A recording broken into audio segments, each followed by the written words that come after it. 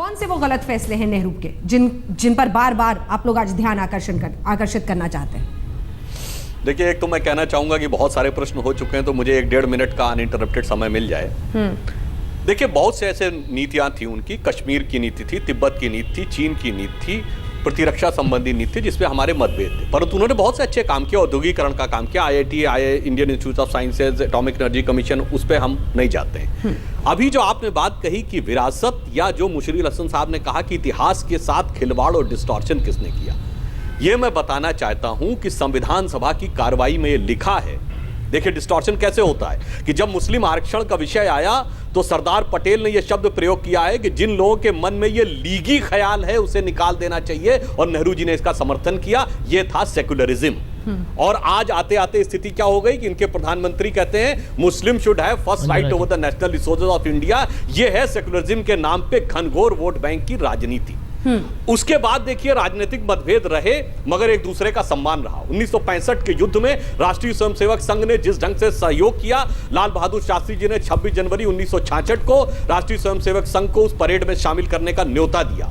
समस्या कहां से आई? समस्या आई इंदिरा जी के युग में, जब कांग्रेस की रीति नीति विचार बदला। India is Indira and Indira is India हुआ। इसीलिए इंदिरा गांधी को 74 में भारत रत्न मिल गया, और सरदार पटेल को नरसिम्हा राव की सरकार में आने के बाद 91 में भारत रत्न मिला। इसीलिए उसके बाद जो आज राजनाथ जी ने कहा है कि हम सेंस ऑफ फियर की राजनीति नहीं करना चाहते, सेंस ऑफ कॉन्फिडेंस की, उसके बाद अल्पसंख्यकों के मन में खौफ पैदा करने की राजनीति शुरू हुई। अभी जो राकेश सिन्हा जी ने कहा, याद दिलाना चाहता हूं, 77 में जब इंदिरा जी सत्ता से बाहर हुई तो जिन सज्जन ने इंदिरा जी के लिए प्लेन हाईजैक किया था उनका नाम था भोला पांडे, और 80 में उनको टिकट दिया गया कांग्रेस का। कांग्रेस की राजनीति ने जिस ढंग से बदलाव लिया, उसने देश के चरित्र को बदला, उसने इतिहास को डिस्टॉर्ट किया। वही सरदार पटेल जो सोमनाथ के मंदिर के साथ खड़े थे, पूरी कांग्रेस की नीति उसके खिलाफ, वहां राम मंदिर के मुद्दे पे गोलियां चलाने पे आ गई। तो इतिहास का डिस्टॉर्शन सत्ता के पक्ष में कांग्रेस ने किया, मगर आज भी हम उस उदार विरासत के साथ खड़े हैं कि राजनीतिक विरोध के बावजूद हम नेहरू जी की अच्छाइयों का सम्मान और उनके लिए पूर्ण सम्मान व्यक्त करना चाहते हैं। संजय झा जी। अंजना जी, सच्चाई तो यही है कि जब भारत आज़ाद हुआ था तो बहुत लोगों को संदेह था कि क्या भारत एक रहेगा, क्या भारत संयुक्त रहेगा। और नेहरू जी का जो सोच था, विचारधारा था, जिसको जो गांधी जी का सोच था, वो था कि भारत में हमेशा धर्मनिरपेक्ष हमें रहना है, और वही भारत को आगे लेके गया है। और इस बात में हम सफल इसलिए हुए, आज हम भारत एक देश जो अंतर्राष्ट्रीय में सारे देश भारत की तरफ गर्व के साथ देखते हैं, ये इसीलिए है क्योंकि नेहरू जी ने जिस समय हालात इतने गंभीर थे, हम लोग सब जानते हैं कि लाखों लोगों की जान गई हुई थी पार्टीशन के टाइम में, और देश को उन्होंने मजबूत किया, एक रखा। और उनकी सहनशीलता और उनका, मैं समझता हूं, उदारता का एक उदाहरण है कि श्यामा प्रसाद मुखर्जी जो हिंदू महासभा के जाने माने नेता थे, उनको नेहरू जी ने अपने कैबिनेट में शामिल किया था। तो यही सच्चाई है, यही मैं समझता हूं कि नेहरू जी का जो बड़ापन है, जो उनको महान करता है, ये उनके कार्य हैं। जहां तक इनका ये कहना है, मैं तो आरएसएस को यही कहना चाहूंगा कि देखिए, सरदार पटेल ने आप पर पाबंदी लगाई, क्यों कहा कि आप लोगों ने, आरएसएस ने मिठाइयां बांटना शुरू कर दी, ये बात जानते थे कि महात्मा गांधी का हत्या होने वाला है। और क्यों सरदार पटेल ने कहा कि आरएसएस के लोग ने ऐसा हालात किया था कि उसमें महात्मा गांधी का हत्या होना शायद रोकना मुश्किल ही हो गया था। तो मैं समझता हूं कि इस वक्त जब भाजपा एक आरएसएस की कठपुतली हो चुकी है, और यहां पर अभी भी आप अभी सत्ता में हैं, आपके प्रधानमंत्री हैं, आप गृह मंत्री हैं, आप कुछ चुनाव भी जीते हैं, कम से कम अभी इस वक्त भारत के बारे में सोचिए। अपना जो एक मेजॉरिटेरियन पॉलिटिक्स है, एक सांप्रदायिक राजनीति है, उसको छोड़िए। और नेहरू जी भारत के नेता हैं, ये सही बात है, कांग्रेस के नेता हैं, ये भी सही बात है, लेकिन जिस तरीके से आपने हमारे नेताओं पर एक विभाजक राजनीति खेली है, हम समझते हैं बहुत ही शर्मनाक है। चलिए ठीक है, एक उदाहरण दूंगा अंजना जी आपको, मैं जल्दी से एक उदाहरण दूंगा। बराक ओबामा डेमोक्रेट प्रेसिडेंट है, लेकिन जब उनको पूछा गया कि आपको कौन सा प्रेसिडेंट से सबसे ज्यादा इंस्पिरेशन मिला है, आपको उत्साह मिला है, तो उन्होंने अब्राहम लिंकन का नाम लिया जो रिपब्लिकन थे। तो मैं समझता हूं कि देश के बारे में जब हम सोचते हैं तो हमें छोटी राजनीति नहीं करनी चाहिए। चलिए ठीक है, मैं चाहती हूँ राकेश सिन्हा जी आप जवाब दें, क्योंकि संघ का भी उन्होंने जिक्र किया है।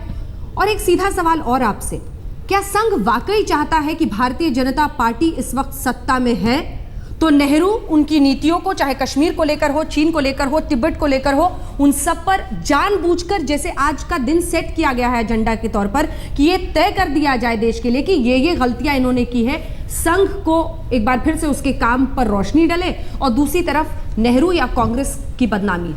सीधा सवाल है। देखिए संजय झा जी ने बहुत सी उत्तेजक बातें कही है, मैं किसी का जवाब नहीं दूंगा क्योंकि उससे बहस भटकता है। ये एक वैचारिक सैद्धांतिक बहस है और इसका स्तर बनाकर रखना चाहिए। मैं दो छोटी टिप्पणियां करूंगा। पहली बात कि हमारी दृष्टि में इतिहास क्या है, श्री गोलवलकर ने प्रतिबंध हटने के बाद पंडित नेहरू ने श्री गोलवलकर के सामने प्रस्ताव रखा कि इस देश में खाद्य की समस्या है, फूड कैंपेन की जरूरत है, आपसे सहयोग चाहिए। गोलवलकर को गिरफ्तार किया गया था, जेल में रखा गया था, अनैतिक था, न्यायपूर्ण था। श्री गोलवलकर ने कहा कि हम आपका साथ देंगे। राष्ट्रीय स्वयंसेवक संघ ने नेहरू जी की अपील पर भारत सरकार से कंधा मिलाकर फूड कैंपेन किया। संजय झा जी बता दें कि कौन सी राजनीति थी? क्या आज की राजनीति थी? क्या राहुल गांधी की भाषा थी? नंबर एक।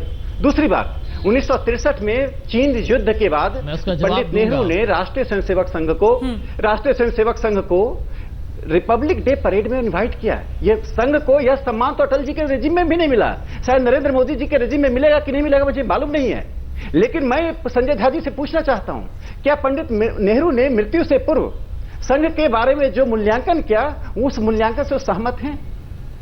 इससे मैं यहाँ पर एक और मुशील हसन जी ने बात उठाई थी, डिस्टॉर्टेड हिस्ट्री की बात है। मैं आपको जवाब दे दूं। छोटी सी बात पूरा करने दीजिए। पहले सुनने की आखिरी बात सुन लेते हैं संजय जी, आखिरी बात सुनने की आदत डालिए, सुनने की आदत डालिए। आप पूरी राजनीति कर रहे हैं, सुनने की आदत डालिए। मुशील हसन जी ने अपनी पुस्तक में लाला लाजपत राय, बाल गंगाधर तिलक और बिपिन चंद्र पाल को विभाजक बताया है। बताया कि उन्होंने हिंदू मुस्लिम ध्रुवीकरण किया है। क्या मुशील हसन सही कह रहे हैं? इतिहास का सही मूल्यांकन है? क्या लाल बालपाल के बारे में ही मूल्यांकन है? क्या गणेश उत्सव और शिवाजी महोत्सव हिंदू मुस्लिम डिवीजन के लिए किया जा रहा था? इतिहास की जिसे अंडरस्टैंडिंग है वो एजेंडा के साथ आपका इतिहास पार्टी का इतिहास है, आपका इतिहास कम्युनिस्ट पार्टी का इतिहास है। आप कम्युनिस्ट पार्टी को, मार्क्सवादियों को, नेहरू के खानदान को सुरक्षित रखने के लिए इतिहास लिखते रहे हैं। ये सब बेबुनियाद गलत गुमराह करने के लिए बेतुका बात कह रहे हैं। इतिहास अपने चक्र के अनुसार। सिन्हा जी जरा जवाब देने दीजिए। राकेश जी आपने आरोप लगाया है, सुन लीजिए। राकेश जी आपने आरोप लगाया है, और बात सुन लीजिए। गुरु तेग बहादुर को हमको जवाब देने दीजिए सिन्हा जी। इतना लंबा प्रश्न नहीं हो सकता है, उतना वक्त नहीं है प्रोग्राम में कि मैं जवाब भी संजय जी जल्दी से जवाब दीजिए। तो सुनिए सिन्हा जी, सुनिए। अंजना जी, मैं इतना ही कहना चाहूंगा कि सिन्हा जी हमेशा की तरह, देखिए, प्रचार में, बोलने में, टीवी स्टूडियो में आके भाषण देने में भाजपा और आरएसएस बिल्कुल माहिर हैं। हम इनके बहुत बड़े प्रशंसक हैं, ये बोलते बहुत अच्छे हैं, लेकिन सच्चाई से तो बोलें, सही बात तो बोलें, सच का सामना तो करें। और ये बात फिर आप सिलेक्टिव एमनीसिया काहे दिखा रहे हैं? सच्चाई यही है कि ये बड़प्पन था। ये सिखाता है कि नेहरू जी या लाल बहादुर शास्त्री जी, सब लोगों ने इनके दिल में कभी भी कोई छोटा राजनीति नहीं था। आपने कोई अच्छा काम किया तो उन्होंने आपकी प्रशंसा भी की, लेकिन आपने वादा किया था कि आरएसएस संस्कृति और धर्म के नाम पर अपना एक संस्था चलाएगा। आज आप पूरी राजनीति कर रहे हैं, ये दुनिया जानती है कि आज आप हर चुनाव प्रचार पर भाजपा के लिए आप कैंपेन कर रहे हैं। आज राम माधव जी भाजपा में बैठे हुए हैं।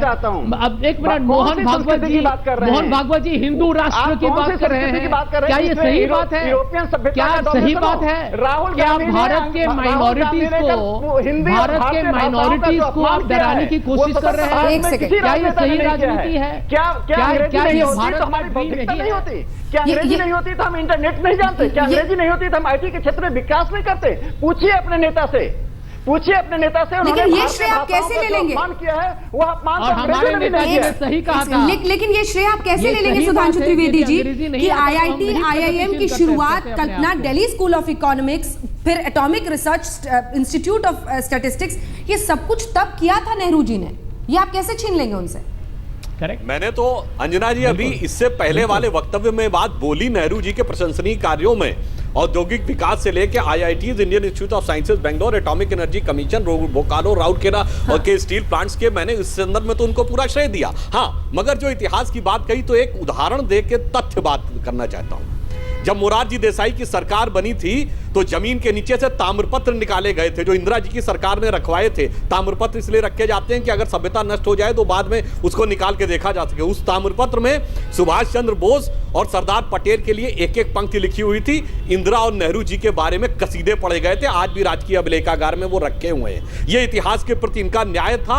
और अपने विरोधियों के लिए क्या था, जो मैंने अभी सबसे पहले सेंटेंस में कहा कि अंडमान निकोबार में वीर सावरकर के नाम की पट्टिका उखाड़ के फिकवा दी, क्योंकि इनका उनसे राजनीतिक मतभेद था। राजनीति को, इतिहास को राजनीतिक दृष्टि से देखने का अनंत घटनाएं दोनों। जरा उसका जवाब आपको दिखा दें। हल्ला बोल देखने वाले कितने फीसदी जनता आखिर ये मानती है? 68% कहती है नेहरू की नीतियों पर सवाल उठाना सही है, जबकि 32% कहते नहीं। लेकिन हसन साहब, जो सवाल उन्होंने पूछा था कि लाला लाजपत राय, बाल गंगाधर तिलक के बारे में, आपने अपनी पुस्तक में लिखा है कि इन्होंने देश को विभाजित करने की। नहीं, ये तो मैं ज़रूरी नहीं समझता हूँ कि सवाल का जवाब दूँ, इसलिए कि इतनी बेबुनियाद बात है। मैंने अपनी किताब में या कभी किसी मजमून में इस किस्म की कोई बात नहीं की। मैं समझता हूँ कि इन दोनों लोगों का बड़ा इम्पोर्टेंट रोल था, और आज़ादी की जब कहानी लिखी जाएगी तो उनकी कहानी जो है वो सुनहरे हरूफ से लिखी जाएगी। लेकिन मैं ये ज़रूर कहूँगा कि इस वक्त जो बहस हो रही है वो नेहरू के रोल पर हो रही है, और अफसोस की बात यह है कि उस रोल के बारे में चर्चा नहीं हुई, बल्कि बीजेपी ने अपनी आइडियोलॉजिकल पोजीशन को इस प्रोग्राम के ज़रिए से आगे बढ़ाने की कोशिश की। मेरा ख्याल लेकिन ये तो कांग्रेस पार्टी की गलती है ना कि वो भी नेहरू को भूल गए इतने दिनों तक। उन्होंने कौन सा याद रखा? अगर वो जिंदा रखते, अगर उनके युवा, उनके जो कार्यकर्ता हैं वो जिंदा रखते, तो कल शपथ दिलाने की जरूरत नहीं पड़ती। नहीं, वो तो ठीक है, लेकिन मैं जो बात करना चाहता हूँ, ये कहना चाहता हूँ कि हमको नेहरू के, और ये जो लोग देख रहे हैं, हम लोग ये क्यों भूल जाते हैं कि नेहरू ने आज़ादी की लड़ाई में क्या रोल अदा किया। 19 साल जेल रहे, और पूरी कांग्रेस की जो तहरीक थी, आंदोलन था, उस तहरीक पर उन्होंने जंगे आज़ादी से लेकर आज का जो आधुनिक हिंदुस्तान है उसकी नींव रखने में एक बहुत बड़ी भूमिका रही। और बहुत सारे सवाल अभी जहन में बच ही गए थे, लेकिन वक्त हो रहा है इस कार्यक्रम के अंत करने का। जैसे वाजपेयी जी की भी कई नीतियों का विरोध होता रहा है। कंदहार से लेकर कारगिल, कई जगहों पर कहा गया कि गलत फैसले हुए, लाहौर बस सेवा शुरू हुई, उसके बाद फौरन ये युद्ध। लेकिन क्या ऐसे दिवस पर, जब उनका जन्म दिवस मनाया जा रहा हो, कांग्रेस पार्टी के नेता अगर कभी सत्ता में हो, बैठकर दिन भर उनकी बुराई करें, क्या जैसे तय इस तरह का दिन मुकर्रर कर लेना किसी देश के प्रधानमंत्री के लिए सही है? फैसला लोगों को करना है, क्योंकि इतिहास को अलग अलग तरीके से देखा जा सकता है, लेकिन इतिहास के साथ नाइंसाफी नहीं होनी चाहिए। आप देखते हैं।